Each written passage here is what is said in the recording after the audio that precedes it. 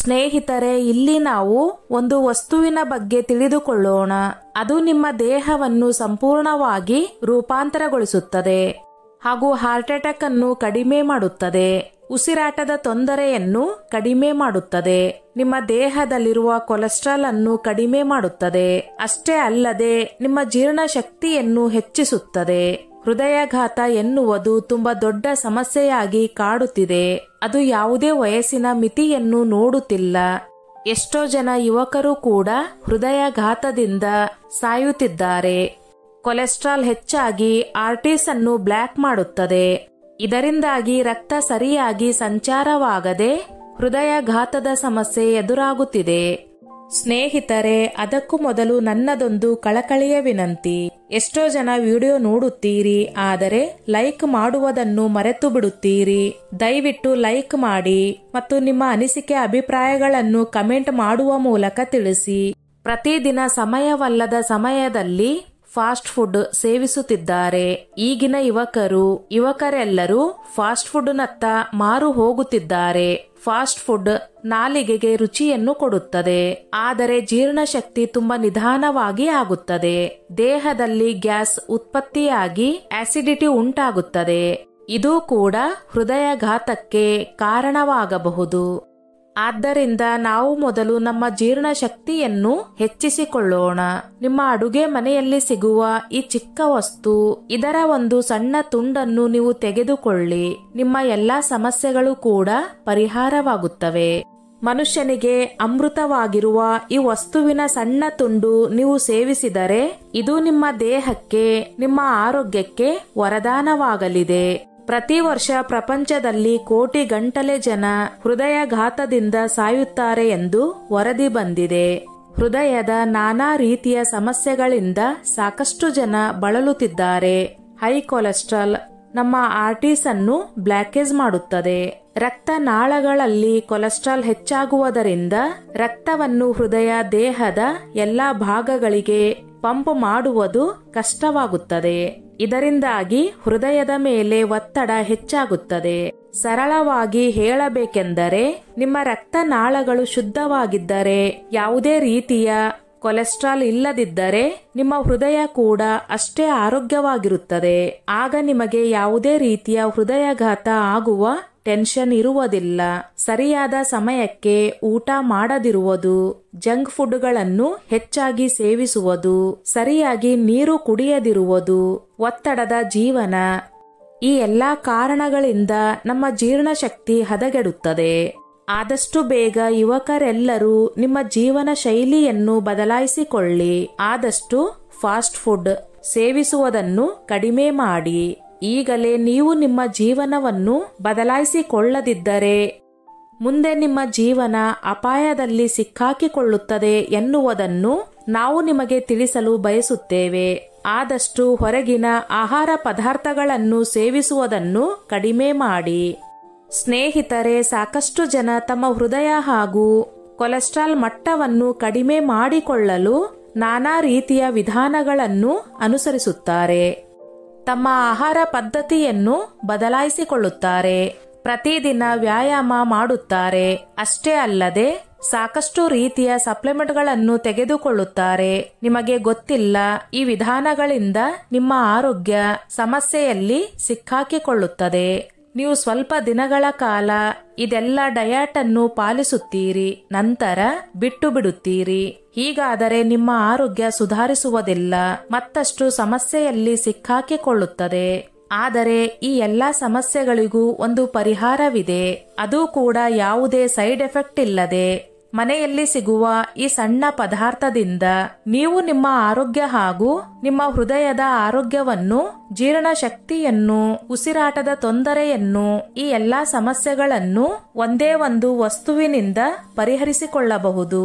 ಈ ನೈಸರ್ಗಿಕ ಪದಾರ್ಥವನ್ನು ನೀವು ನಿಮ್ಮ ಡಯಟ್ನಲ್ಲಿ ಸೇರಿಸಿಕೊಳ್ಳುವುದು ತುಂಬಾ ಸುಲಭವಾಗಿರುತ್ತದೆ. ಯಾವುದೇ ಎಕ್ಸರ್ಸೈಸ್ ಮಾಡುವ ಹಾಗಿಲ್ಲ, ಯಾವುದೇ ಡಯಟ್ ಪ್ಲಾನಿಂಗ್ ಮಾಡುವ ಹಾಗಿಲ್ಲ. ಇದರಿಂದ ನಮ್ಮ ದೇಹಕ್ಕೆ ಆಗುವ ಉಪಯೋಗಗಳು ಸೈಂಟಿಫಿಕ್ ಆಗಿ ರುಜುವಾತಾಗಿವೆ. ಈ ಒಂದು ಸಣ್ಣ ತುಂಡು ನಿಮ್ಮ ಲಕ್ಷಾಂತರ ಹಣವನ್ನು ಉಳಿಸುತ್ತದೆ. ಇದು ನಿಮ್ಮ ಹೃದಯಕ್ಕೆ ಆಗುವ ಒತ್ತಡವನ್ನು ಕಡಿಮೆ ಮಾಡುತ್ತದೆ ಮತ್ತು ಹೃದಯದ ಆರೋಗ್ಯವನ್ನು ಸುಧಾರಿಸುತ್ತದೆ. ಹೃದಯಾಘಾತ ಆಗುವ ಸಮಸ್ಯೆಯನ್ನು ಕಡಿಮೆ ಮಾಡುತ್ತದೆ. ಶುಂಠಿ ಸಾವಿರಾರು ವರ್ಷಗಳಿಂದ ಆಯುರ್ವೇದಿಕ್ ವಿಧಾನಗಳಲ್ಲಿ ಶುಂಠಿಯನ್ನು ಆರೋಗ್ಯವನ್ನು ಹೆಚ್ಚಿಸಿಕೊಳ್ಳಲು ಪುರಾತನ ಕಾಲದಿಂದಲೂ ಕೂಡ ನಮ್ಮ ಹಿರಿಯರು ಬಳಸುತ್ತಾ ಬಂದಿದ್ದಾರೆ. ಇದನ್ನು ಕೇವಲ ಅಡುಗೆ ಪದಾರ್ಥಗಳಲ್ಲಿ ಮಾತ್ರ ಅಲ್ಲದೆ ಔಷಧಿಯಾಗಿ ಕೂಡ ಬಳಸಲಾಗುತ್ತದೆ. ಇದನ್ನು ಮಾಡರ್ನ್ ಸೈನ್ಸ್ ಕೂಡ ಒಪ್ಪಿಕೊಂಡಿದೆ. ಇದು ಒಂದು ಸಂಶೋಧನೆಯ ಪ್ರಕಾರ ಹೊರಬಂದಿದೆ. ಶುಂಠಿಯನ್ನು ಉಪಯೋಗಿಸುವುದರಿಂದ ನಿಮ್ಮ ಹೃದಯದ ಆರೋಗ್ಯ ಎಷ್ಟು ಸುಧಾರಿಸುತ್ತದೆ ಎಂದರೆ ನೀವು ಅಂದುಕೊಳ್ಳುವುದಿಲ್ಲ. ಅದು ಅಷ್ಟು ಚೆನ್ನಾಗಿ ಕೆಲಸ ಮಾಡಲು ಶುರು ಮಾಡುತ್ತದೆ. ಕೊಲೆಸ್ಟ್ರಾಲ್ನ ಪ್ರಮಾಣವನ್ನು ಮ್ಯಾನೇಜ್ ಮಾಡುತ್ತದೆ. ನಿಮ್ಮ ಜೀರ್ಣ ಶಕ್ತಿಯನ್ನು ಹೆಚ್ಚಿಸುತ್ತದೆ. ನೀವು ಅಂದುಕೊಳ್ಳಬಹುದು, ಶುಂಠಿ ಇಷ್ಟೆಲ್ಲ ಶಕ್ತಿಯನ್ನು ಹೇಗೆ ಹೊಂದಿರುತ್ತದೆ ಎಂದು.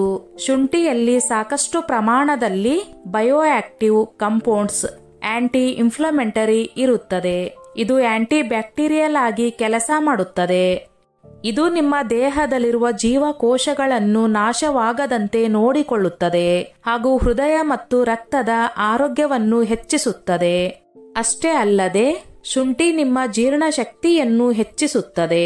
ನಿಮಗೆ ಯಾವುದೇ ರೀತಿಯ ಗ್ಯಾಸ್, ಆಸಿಡಿಟಿ ಆಗದಂತೆ ನೋಡಿಕೊಳ್ಳುತ್ತದೆ. ಅಷ್ಟೇ ಅಲ್ಲದೆ ಇದನ್ನು ಉಪಯೋಗಿಸುವುದು ಕೂಡ ತುಂಬಾ ಸುಲಭವಾಗಿದೆ. ಸ್ನೇಹಿತರೆ, ನಿಮ್ಮ ಅಡುಗೆ ಮನೆಯಲ್ಲಿ ಸುಲಭವಾಗಿ ಸಿಗುವಂತಹ ಶುಂಠಿಯನ್ನು ನೀವು ನಾನಾ ರೀತಿಯಲ್ಲಿ ಉಪಯೋಗಿಸಬಹುದು. ಇದನ್ನು ಹಸಿಯಾಗಿ ಸೇವಿಸಬಹುದು ಮತ್ತು ಅದನ್ನು ಒಣಗಿಸಿ ಪುಡಿ ಮಾಡಿ ಸೇವಿಸಬಹುದು. ಇದನ್ನೆಲ್ಲ ತೆಗೆದುಕೊಳ್ಳಲು ನಿಮಗೆ ಇಷ್ಟವಿಲ್ಲದಿದ್ದರೆ ಇದರ ಸಪ್ಲಿಮೆಂಟ್ಗಳು ಕೂಡ ಸಿಗುತ್ತವೆ. ನೀವು ಅವುಗಳನ್ನು ಕೂಡ ಸೇವಿಸಬಹುದು. ಇನ್ನೊಂದು ಮುಖ್ಯವಾದ ವಿಷಯ ಏನೆಂದರೆ, ನೀವು ಊಟವನ್ನು ಸೇವಿಸುತ್ತಿರುವಾಗ ಊಟದ ಜೊತೆ ಇದನ್ನು ಸೇವಿಸುವುದರಿಂದ ನಿಮ್ಮ ದೇಹಕ್ಕೆ ಸಾಕಷ್ಟು ಲಾಭಗಳು ಸಿಗುತ್ತವೆ ಎಂದು ನಾವು ಹೇಳಲು ಬಯಸುತ್ತೇವೆ. ಅದು ಹಸಿಯಾಗಿ ಇರುವಾಗಲೇ ಅದರಲ್ಲಿರುವ ಗುಣಗಳು ಆಕ್ಟಿವ್ ಆಗಿರುತ್ತವೆ. ಇದರಿಂದ ನಮ್ಮ ದೇಹಕ್ಕೆ ಒಳ್ಳೆಯ ಫಲಿತಾಂಶಗಳು ಸಿಗುತ್ತವೆ. ನೀವು ಊಟ ಮಾಡುವಾಗ ಹಸಿಯಾಗಿರುವ ಶುಂಠಿಯನ್ನು ನೀವು ಅಗಿದು ಸೇವಿಸುವುದರಿಂದ ಅದರ ಉಪಯೋಗಗಳು ನಮ್ಮ ದೇಹಕ್ಕೆ ಆದಷ್ಟು ಬೇಗ ಸಿಗುತ್ತವೆ. ಮೊದಲನೆಯದಾಗಿ ಜೈವಿಕ ಲಭ್ಯತೆ ಅಥವಾ ಬಯೋ ಅವೈಲಬಿಲಿಟಿ. ಇದರಲ್ಲಿ ಕಾಂಪೌಂಡ್ಸ್ ಇರುತ್ತವೆ. ಜಿಂಜರಾಲ್ಸ್ ಮತ್ತು ಸೆಗೋಲ್ಸ್ ಇವೆರಡು ಶುಂಠಿಯ ಮುಖಾಂತರ ಡೈರೆಕ್ಟ್ ಆಗಿ ನಿಮ್ಮ ದೇಹವನ್ನು ಸೇರಿದರೆ ನಮ್ಮ ದೇಹದಲ್ಲಿ ಯಾವುದೇ ರೀತಿಯ ಅಸಮತೋಲನ ಉಂಟಾಗಲು, ಬದಲಾವಣೆಯಾಗಲು ಇದು ಬಿಡುವುದಿಲ್ಲ. ಇನ್ನೊಂದು ಉಪಯೋಗ ಏನೆಂದರೆ ಜೀರ್ಣಕಾರಿಗೆ ನೆರವಾಗುತ್ತದೆ. ನೀವು ಶುಂಠಿಯನ್ನು ಚೆನ್ನಾಗಿ ಅಗಿದು ತಿಂದಾಗ ಲಾಲಾರಸದೊಳಗಿನ ಕಿಣ್ವಗಳು ಉತ್ತೇಜಿಸುತ್ತವೆ. ಇದರಿಂದಾಗಿ ಜೀರ್ಣ ಶಕ್ತಿಯನ್ನು ಹೆಚ್ಚಿಸಿ ತಿಂದ ಆಹಾರ ಸರಿಯಾಗಿ ಜೀರ್ಣವಾಗಿ ಅದರಲ್ಲಿರುವ ಪೋಷಕಾಂಶಗಳು ನಮ್ಮ ದೇಹಕ್ಕೆ ಸರಿಯಾದ ಸಮಯದಲ್ಲಿ ದೊರೆಯುತ್ತವೆ. ಇದರಿಂದ ನಮ್ಮ ದೇಹಕ್ಕೆ ಯಾವುದೇ ರೋಗಗಳು ಬರುವುದಿಲ್ಲ. ಡೈರೆಕ್ಟ್ ಆಗಿ ಶುಂಠಿಯನ್ನು ಅಗಿದು ತಿನ್ನಬಹುದು. ಅದನ್ನು ಜಜ್ಜಿ ಅದರಿಂದ ರಸವನ್ನು ತೆಗೆದು ಅದನ್ನು ಕೂಡ ಸೇವಿಸಬಹುದು. ನೈಸರ್ಗಿಕವಾಗಿ ನೀವು ಇದನ್ನು ಸೇವಿಸುವುದು ಬಹಳ ಉತ್ತಮ. ಏಕೆಂದರೆ ಸಪ್ಲಿಮೆಂಟ್ಗಳನ್ನು ತೆಗೆದುಕೊಳ್ಳುವುದರಿಂದ ಅದರ ಸೈಡ್ ಎಫೆಕ್ಟ್ಗಳು ಕೂಡ ನಮ್ಮ ದೇಹಕ್ಕೆ ಆಗುತ್ತವೆ. ಆದ್ದರಿಂದ ನೈಸರ್ಗಿಕವಾಗಿ ಶುಂಠಿಯನ್ನು ಅಗಿದು ಸೇವಿಸುವುದರಿಂದ ನಮ್ಮ ದೇಹಕ್ಕೆ ಆಗುವ ಲಾಭಗಳು ಬಹುಬೇಗ ಸಿಗುತ್ತವೆ. ಅಷ್ಟೇ ಅಲ್ಲದೆ ನೀವು ಪ್ರತಿದಿನ ಮಾಡುವ ಅಡುಗೆಯಲ್ಲಿ ಶುಂಠಿಯನ್ನು ಸೇರಿಸುವುದರಿಂದ ನಿಮ್ಮ ಅಡುಗೆಯ ರುಚಿಯನ್ನು ಹಾಗೂ ಸ್ವಾದವನ್ನು ಹಾಗೂ ವಾಸನೆಯನ್ನು ಹೆಚ್ಚಿಸುತ್ತದೆ. ಇದರಿಂದಾಗಿ ನೀವು ಆಹಾರವನ್ನು ಇಷ್ಟಪಟ್ಟು ತಿನ್ನುತ್ತೀರಿ. ಶುಂಠಿ ನಿಮ್ಮ ದೇಹವನ್ನು ಸೇರುತ್ತದೆ, ಆರೋಗ್ಯ ಕೂಡ ಸುಧಾರಿಸುತ್ತದೆ. ಇಷ್ಟೆಲ್ಲ ಆದ ಮೇಲೆ ನಿಮಗೆ ಒಂದು ಪ್ರಶ್ನೆ ಉದ್ಭವಿಸಬಹುದು. ನೀವು ಹೇಳುತ್ತೀರಿ, ಹಸಿಯಾಗಿ ಶುಂಠಿಯನ್ನು ಅಗಿದು ತಿನ್ನಿ ಎಂದು. ಆದರೆ ಹಸಿಯಾಗಿರುವ ಶುಂಠಿಯನ್ನು ತಿನ್ನುವುದು ಅಷ್ಟು ಸುಲಭವಲ್ಲ ಎನ್ನುವುದು ನಮಗೂ ಕೂಡ ಗೊತ್ತು. ಅದರಿಂದಾಗಿ ನಾವು ಒಂದು ಉಪಾಯವನ್ನು ಹೇಳುತ್ತೇವೆ. ಹಸಿ ಶುಂಠಿಯನ್ನು ಚಿಕ್ಕದಾಗಿ ಮೊದಲು ಕಟ್ ಮಾಡಿಕೊಳ್ಳಿ ಅಥವಾ ಹಸಿ ಶುಂಠಿಯನ್ನು ತುರಿದುಕೊಳ್ಳಿ. ನೀವು ನಿಮ್ಮ ತಟ್ಟೆಯಲ್ಲಿ ಊಟವನ್ನು ಹಾಕಿಕೊಂಡು ಅದರ ಮೇಲೆ 1 ಸ್ಪೂನ್ ಅಥವಾ ಅರ್ಧ ಟೀ ಸ್ಪೂನ್ ಅಷ್ಟು ಶುಂಠಿಯನ್ನು ತೆಗೆದುಕೊಂಡು ಊಟದಲ್ಲಿ ಮಿಕ್ಸ್ ಮಾಡಿಕೊಂಡು ಸೇವಿಸಬಹುದು. ಸಾಕಷ್ಟು ಜನರು ಬೇಸಿಗೆ ಕಾಲದಲ್ಲಿ ಶುಂಠಿಯನ್ನು ತಿನ್ನಲು ಹೆದರುತ್ತಾರೆ. ಶುಂಠಿಯನ್ನು ಬೇಸಿಗೆ ಕಾಲದಲ್ಲಿ ತಿನ್ನುವುದರಿಂದ ನಮ್ಮ ದೇಹಕ್ಕೆ ಹಾನಿಯಾಗುತ್ತದೆ ಎಂದು ತಿಳಿದುಕೊಳ್ಳುತ್ತಾರೆ. ಆದರೆ ಅದು ತಪ್ಪು ತಿಳುವಳಿಕೆ. ನಾವು ಹೇಳಿದ ಹಾಗೆ ಊಟದಲ್ಲಿ ಶುಂಠಿಯನ್ನು ಮಿಕ್ಸ್ ಮಾಡಿಕೊಂಡು ಸೇವಿಸಿದರೆ ಯಾರಿಗೂ ಕೂಡ ಹಾನಿ ಆಗುವುದಿಲ್ಲ. ಆದರೆ ನೀವು ಎಷ್ಟು ಪ್ರಮಾಣದಲ್ಲಿ ಶುಂಠಿಯನ್ನು ನಿಮ್ಮ ಊಟದಲ್ಲಿ ಸೇರಿಸಿಕೊಳ್ಳುತ್ತೀರಿ ಎನ್ನುವುದರ ಮೇಲೆ ನೀವು ಗಮನ ಹರಿಸಿ. ಪ್ರತಿದಿನ ನೀವು 1 ಸ್ಪೂನ್ ಅಥವಾ ಅರ್ಧ ಟೀ ಸ್ಪೂನ್ ಶುಂಠಿಯನ್ನು ಸೇವಿಸುವುದರಿಂದ ಯಾವುದೇ ರೀತಿಯ ಹಾನಿ ನಮ್ಮ ದೇಹಕ್ಕೆ ಆಗುವುದಿಲ್ಲ. ಅಷ್ಟೇ ಅಲ್ಲದೆ ನೀವು ಯಾವುದಾದರೂ ಕಾಯಿಲೆಯಿಂದ ಬಳಲುತ್ತಿದ್ದರೆ, ಯಾವುದಾದರೂ ಔಷಧಿಗಳನ್ನು ತೆಗೆದುಕೊಳ್ಳುತ್ತಿದ್ದರೆ ನೀವು ನಿಮ್ಮ ವೈದ್ಯರನ್ನು ಒಮ್ಮೆ ಸಂಪರ್ಕಿಸಿ ನಂತರ ಶುಂಠಿಯನ್ನು ತೆಗೆದುಕೊಳ್ಳಲು ಶುರು ಮಾಡಿ. ಸ್ನೇಹಿತರೆ, ಈ ರೀತಿ ನೈಸರ್ಗಿಕವಾಗಿ ಸಿಗುವ ಔಷಧ ಗುಣವಿರುವ ಆಹಾರ ಪದಾರ್ಥಗಳನ್ನು ನಾವು ಸೇವಿಸುವುದರಿಂದ ನಮ್ಮ ದೇಹದಲ್ಲಿ ಯಾವುದೇ ರೀತಿಯ ಸೈಡ್ ಎಫೆಕ್ಟ್ ಆಗುವುದಿಲ್ಲ. ಅದರಿಂದ ಲಾಭಗಳೇ ಹೊರತು ತೊಂದರೆಯಂತೂ ಇಲ್ಲವೇ ಇಲ್ಲ. ವೃದ್ಧಾಪ್ಯದವರೆಗೂ ನೀವು ಆರೋಗ್ಯವಾಗಿರಲು ಬಯಸಿದರೆ ಈ ರೀತಿ ನೈಸರ್ಗಿಕ ಆಹಾರ ಪದಾರ್ಥಗಳನ್ನು ಸೇವಿಸುವುದು ನಿಮಗೆ ಇಷ್ಟ ಇಲ್ಲದಿದ್ದರೂ ಇದನ್ನು ಮಾಡಲೇಬೇಕಾಗುತ್ತದೆ. ಸೇವಿಸುವುದು ಅಷ್ಟೇ ಅಲ್ಲ, ಅದರ ಬಗ್ಗೆ ಇರುವ ನಿಯಮಗಳನ್ನು ಕೂಡ ಪಾಲಿಸಬೇಕು. ಆಗ ನಮ್ಮ ದೇಹಕ್ಕೆ ಯಾವುದೇ ರೀತಿಯ ಹಾನಿ ಆಗುವುದಿಲ್ಲ. ಸ್ನೇಹಿತರೆ, ಈ ನನ್ನ ಮಾಹಿತಿ ನಿಮಗೆ ಇಷ್ಟವಾಗಿದ್ದಲ್ಲಿ ದಯವಿಟ್ಟು ಶೇರ್ ಮಾಡಿ, ಲೈಕ್ ಮಾಡಿ ಮತ್ತು ಸಬ್ಸ್ಕ್ರೈಬ್ ಮಾಡಿ.